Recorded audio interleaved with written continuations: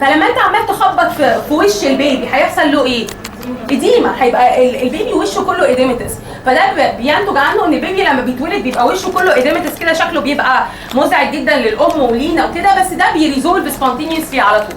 يعني ده بيريزولف، بياخد بس فيو اورز ويريزولف، لان يعني اديمه ميه فهتبقى ابزورب لوحدها بالجسم، مش هيجرى حاجه.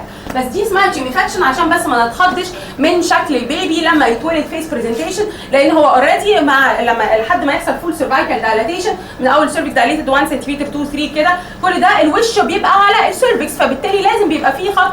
غير ان انا برضه بعمل بي في اكزامينيشن، فبالتالي هيبقى عندي شويه اديمه في الفيس، دي بتبقى اسمها تيوميفاكشن وبتريزولف سبونتينيوسلي بعد كده. اوكي؟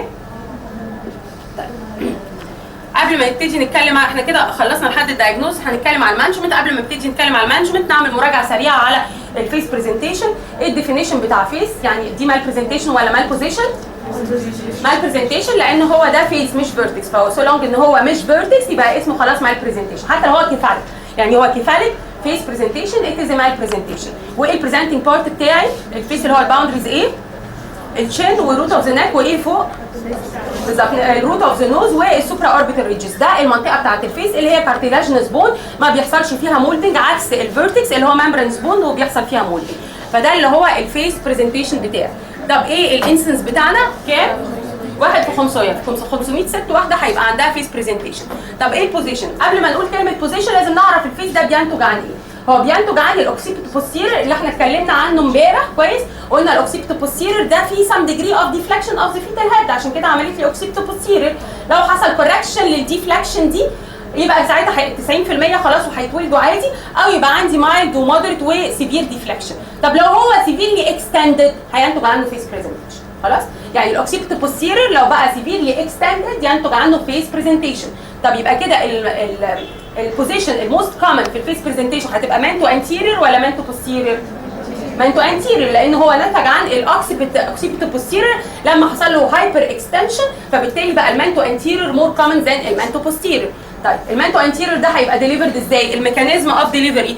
يعني ايه ميكانيزم اوف ديليفري؟ يعني هو هيتولد ازاي لو احنا سيبنا الست دي مع نفسها وهي فيس برزنتيشن؟ هيتولد ازاي؟ ايه الستبس بتاعتنا؟ ديستانت، وبعدين انجيجمنت بانهي دايمتر؟ اللي هو كام سنتي؟ سبمنتو برجماتيك 9.5 سم. يبقى ديستانت وبعدين انجيجمنت وبعدين انكريز اكستنشن وبعدين انتيرير روتيشن. انتيرير روتيشن للمنتم هيبقى كده ايه؟ دايركت منتو انتيرير. وبعدين ديليفري ازاي؟ باي موفمنت اوف فليكشن. يبقى كده الديستاندنج دايمتر بتاع الفالفا بقى مين؟ السبمنتو فرونتال اللي هو كام سنتي؟ 11.5 سم، فلازم اعمل لها جنرس ابيزيود. ده المنتو انتيرير. يبقى المنتو انتيرير هيتولد ولا لا؟ هيتولد كلهم ولا في ناس مش هتتولد؟ كلهم. كل المنتو انتيرير هيتولد واعمل له جنرس ابيزيود. فانا لو فحصت العيانه لقيتها منتو انتيرير فل، خلاص العيانه دي هتولد، بس محتاجه ان هيحصل لها ديليد انجيجمنت، مفيش مشكله عشان مش هيحصل مولدنج، ولازم اعمل لها ابيزيوتمي برده ما يجراش حاجه خالص. اوكي؟ ده بالنسبه للمنتو انتيرير. طب امال المنتو بوستيرير؟ منتو بوستيرير يعني المنتو دايركت بوستيرير هيحصل له ايه؟ وبرده اكستندد طبعا لانه فيس ديستنت وبعدين انجيجمنت بانهي دايمتر؟ هو اللي هو السبمنتو ايه؟ بريجماتيك كام سنتي؟ 9.5 سنتي. وبعدين انكريز اكستنشن وبعدين روتيشن. يا اما يعمل لونج انتيريور روتيشن 3 اتمان 1 2 3 يبقى بقى ايه دلوقتي؟ دايركت مانتو انتيريور ويبقى ديليفرد باي موفمنت اوف فليكشن زي المانتو انتيريور بالظبط. ده بيحصل في تلتين من الحالات. طب امال التلت الباقي هيحصل له ايه؟ ديستانت وبعدين انجيجمنت بانهي دايمتر؟ سبمنتو بريجماتيك اللي هو 9.5 سم. وبعدين انكريز اكستنشن برضه انكريز اكستنشن. وبعد كده يا اما هيفضل مش هيحصل له روتيشن يبقى هو ايه؟ persistent منتو بوستيرير، يا اما يروتيت 1/8 بس للعرض يبقى اسمه ايه؟ ديب ترانسفيرس اريست، يا اما روتيت 1/8 انتيرير يبقى اسمه ايه؟ دايركت منتو بوستيرير. وده هيتولد ولا لا؟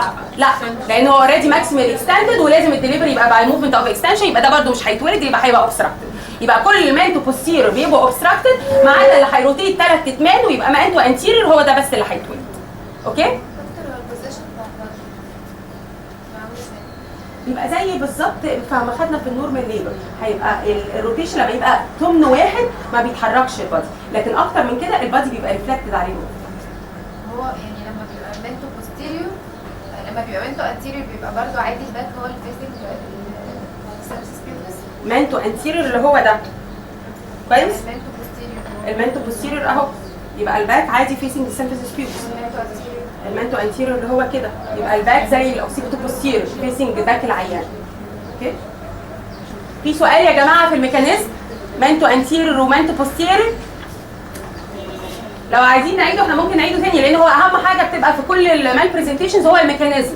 بعده بنعمل فيه مانجمنت على الميكانيزم اللي احنا عارفينه. نعيده تاني. الانجيجن عشان هو فولي اكستندد، فهو لو ما حصلوش ماكسيمم اكستنشن، ما هو السبمنتو فرونتال ده لو هو ما حصلوش فول اكستنشن، يعني لو هو ما حصلتش الستاب بتاعه الفول اكستنشن دي هيبقى السبمنتو فرونتال مش هينفع ان هو يلف، فعشان كده بيبقى اوبستراكت. اوكي. لكن لو هو حصل له انكريز الاكستنشن يبقى هيبقى الانجيجنج دايمتر اللي هو السبمنتو بريجماتيك، فبكده ممكن ان هو يتولد. لو ما حصلوش فول اكستنشن هيبقى السبمنتو فرونتال مش هينفع ان هو يتولد، يا اما هيبقى بيرزيستنت كويس، يا اما هيلف بس ايدز واحد، يا اما ممكن ما يلفش خالص ولا حتى اللفه دي. اوكي. يعني هو اصلا اثناء الديسنت يا اما يحصل فول فليكشن اكستنشن مش هينفع يا جماعه. سؤال هنا مهم جدا جدا، احنا بنتكلم اكستنشن انكريز اكستنشن، ما قلناش انكريز فليكشن. هل ممكن يحصل فليكشن او انكريز فليكشن؟ لان احنا بنتكلم فيها ديسنت انجيجمنت. بعد الانجيجمنت يعني ايه انجيجمنت؟ يعني دخل في البلين اوف ذا انلت اللي هو الليست بلفيك دايمنشنز، خلاص، اللي هو احنا بقينا دلوقتي في الدايمترز الصغير، ماشي؟ فده هل ممكن ان هو يحصل له انكريز فليكشن؟ هل ممكن يحصل له فليكشن؟ عشان يحصل له فليكشن لازم ايه؟ الاكستندد دي عشان يبقى فليكسد لازم يمر على انهي دايمتر؟ المانتو فيرتيكال اللي هو 13 ونص. هل ممكن يحصل ده؟ نو واي، خلاص هو انجيجد، ما ينفعش ده 13 ونص سم، هيلف ازاي 13 ونص سم؟ فهو ما قداموش حاجه غير انه ينكريز الاكستنشن، مش ممكن ينكريز فليكشن او يرجع يبقى فليكسد تاني. انا قصدي البيبي عشان يعمل انجيجمنت سواء في النورمال او هنا لازم مثلا يكون سيركل، يعني سواء بقى فولي فليكشن او فولي اكستنشن، ده قصدي. لا، الانجيجمنت بيحصل الاول وبعدين بعد كده بيحصل لك بقى السيركل دي عشان يعمل الروتيشن، يعني لازم قبل الروتيشن هو اللي يبقى سيركل. اوكي. في سؤال يا دكاتره هنا؟ طيب يبقى كده احنا اتكلمنا على الميكانيزم اوف ديليفري، سواء عندنا المانتو انتيريور او المانتو بوستيريور. قلنا المانتو انتيريور كله بيتولد، مفيش حد منهم ما بيتولدش، والمانتو بوستيريور لو اتحول لمانتو انتيريور في ثلثين من الحالات هو اللي بيتولد، لكن لو بيرزيستنت مانتو بوستيريور مش هيتولد. يعني احنا عندنا هنا لو هو فاضل مانتو بوستيريور مش هيتولد، لكن لو تلتين في الحالات اللي هم اتحولوا هم دول اللي هيتولدوا، لكن البيرزيستنت ده مش هيتولد. اوكي. بعد كده قلنا الدايجنوزس، والدايجنوزس ده بيبقى باي انسبكشن الابدومينال اكزامينيشن، يعني انسبكشن وبالبيشن واوسكالتيشن. الانسبكشن مش هيبقى فيها اختلاف خالص عن النورمال ليفت اوكسيبتو انتيريور، وبرده نفس القصه البالبيشن اللي هو بالنسبه للفاندال ليفل والفاندال جريب والبالفيك جريب كلهم واحد خالص. والاوسكالتيشن لما اجي اسمع الفيتال هارت ساوند برده تحت الليفل اوف ذا امبليكس مفيش فيه اي اختلاف. امال الاختلاف في ايه؟ في البي في اكزامينيشن. هحس ايه في البي في اكزامينيشن؟ التشين، لازم احس المانتم او التشين عشان اقول ان ده فيس برزنتيشن. لو ما حسيتوش يبقى اي حاجه ثانيه، فيرتكس بقى، براو، وات ايفر، لكن مش هيبقى فيس برزنتيشن. يبقى انا كده لازم احس التشين بتاعي، ده بالبي في اكزامينيشن.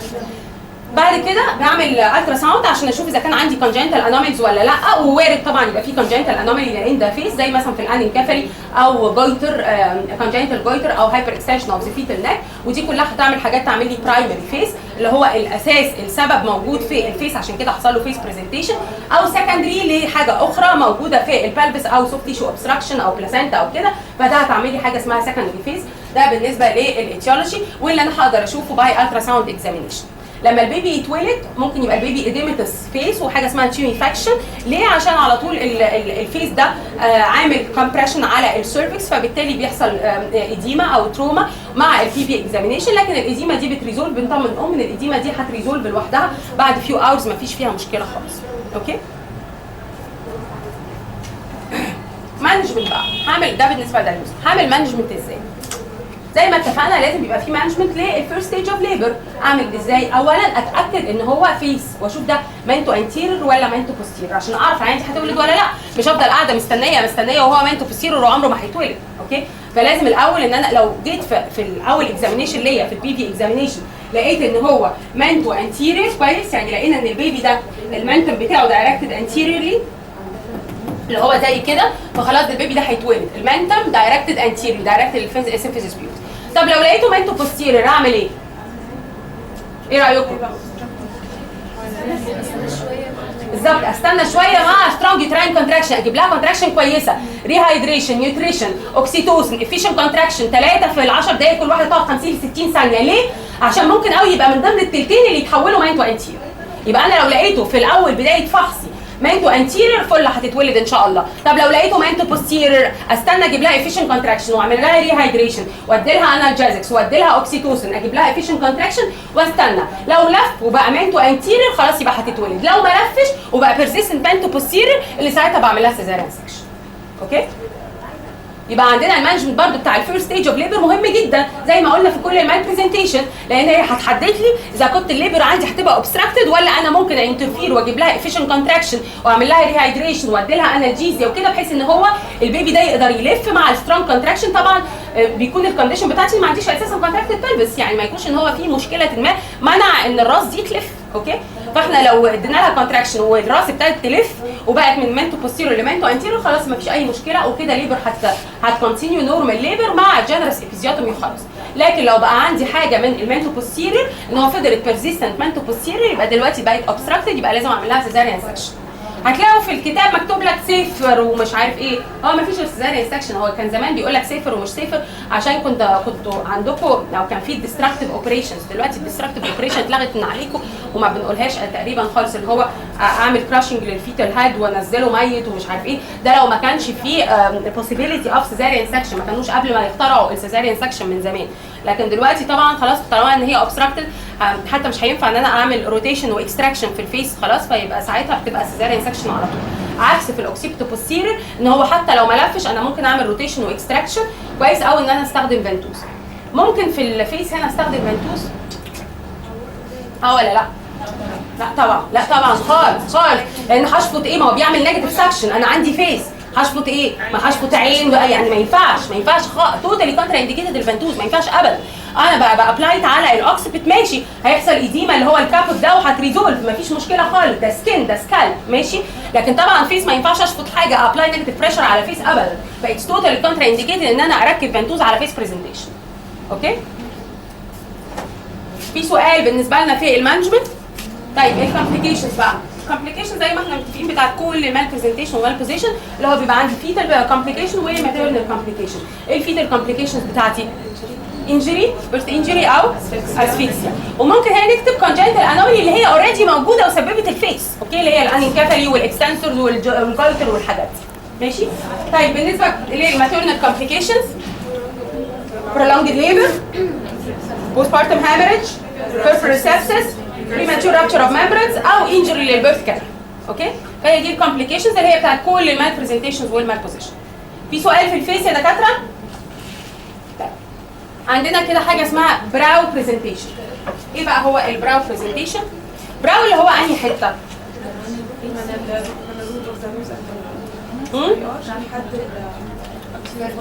طيب ممكن احس النوز؟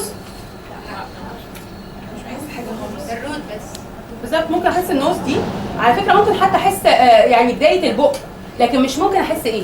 مش بالظبط، هو ده الفيصل بالنسبه لي عشان احدد ده براو ولا لا، لان في حاجه اسمها ترانزيانت براو. يعني ايه؟ لما هو بيلف من الفيرتكس للفيس او يلف من الفيس للفيرتكس، يعني الحته دي كده اللفه دي بتاعته اللي هو من كومبليت اكستنشن لكومبليت فلكشن هيعدي على البراو. ممكن يعدي عليه ولا لا؟ ممكن يعدي طالما هو لسه مش انجيج، طالما لسه انا عندي ما دخلتش البلفيك إلت، اوكي؟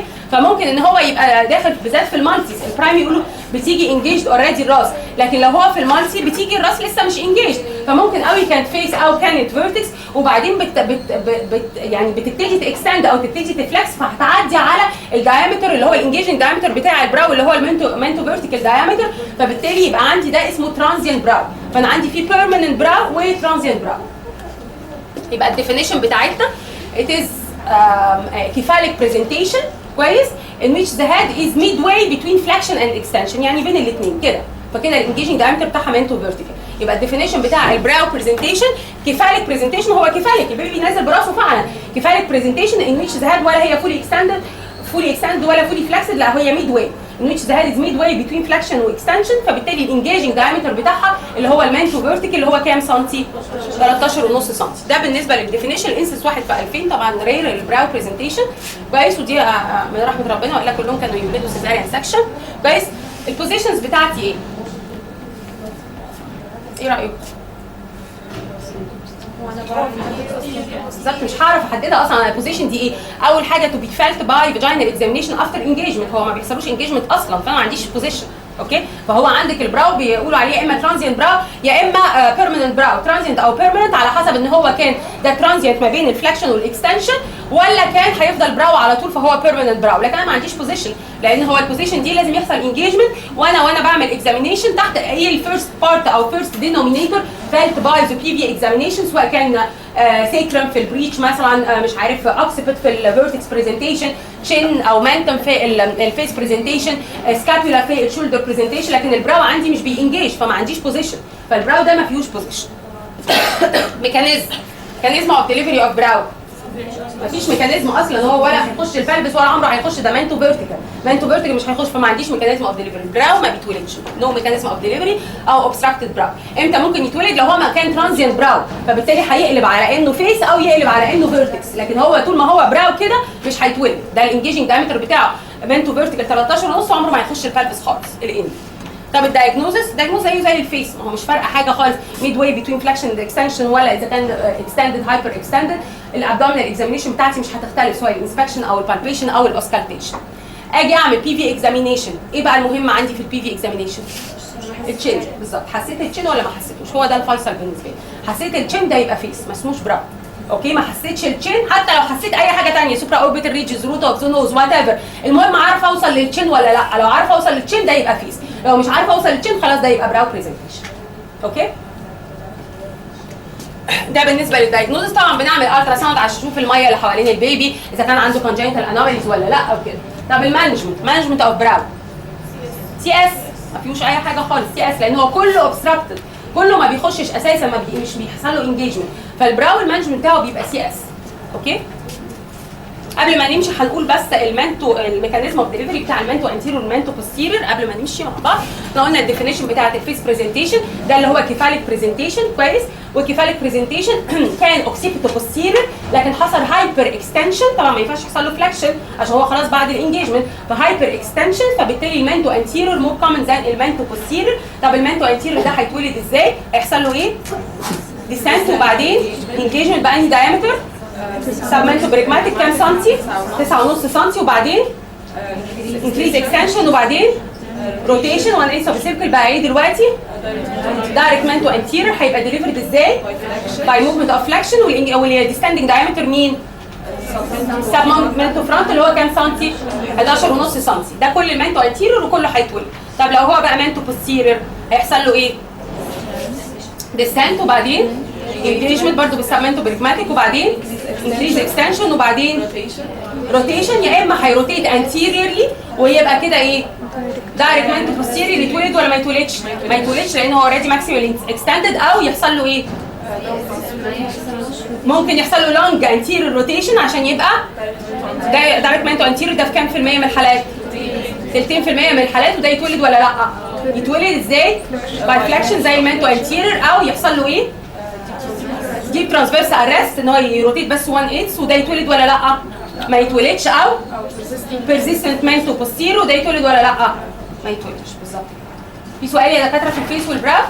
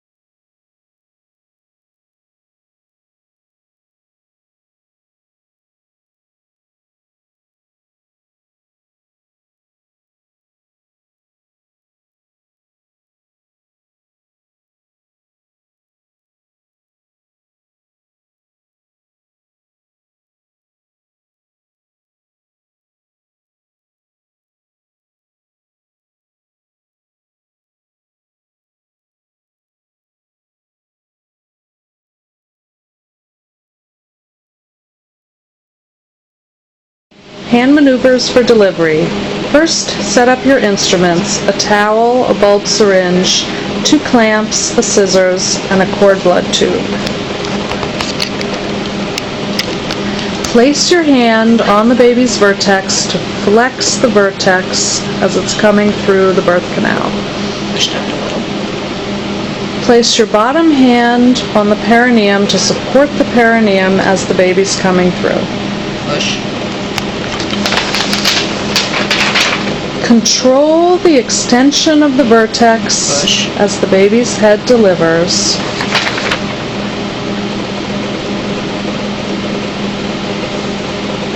Then take your bulb suction and suction out the baby's mouth and nose.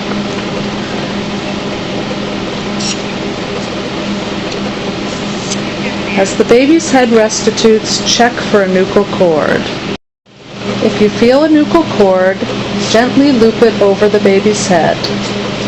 Then place both of your hands on the side of the baby's face and deliver the anterior shoulder with downward traction.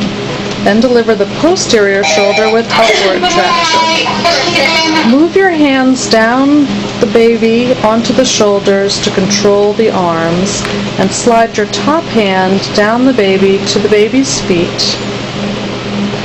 Place the baby on your left hip and switch hands so that you have the baby in a football hold. Dry and stimulate the baby, and then clamp and cut the cord by placing 2 clamps on the cord and cutting in between.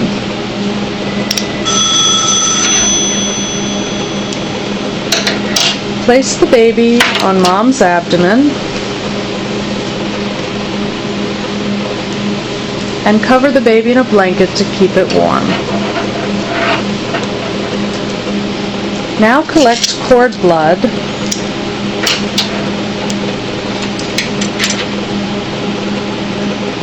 Place the end of the cord in the cord blood tube and loosen your clamp. Fill the cord blood tube about halfway up.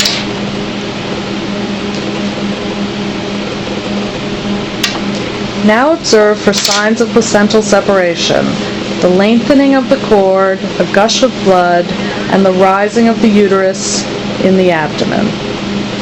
Once you see these signs, move your clamp up to near the introitus and place one hand on the mom's abdomen to hold the uterus and prevent it from inverting. This is the Brandt-Andrews maneuver.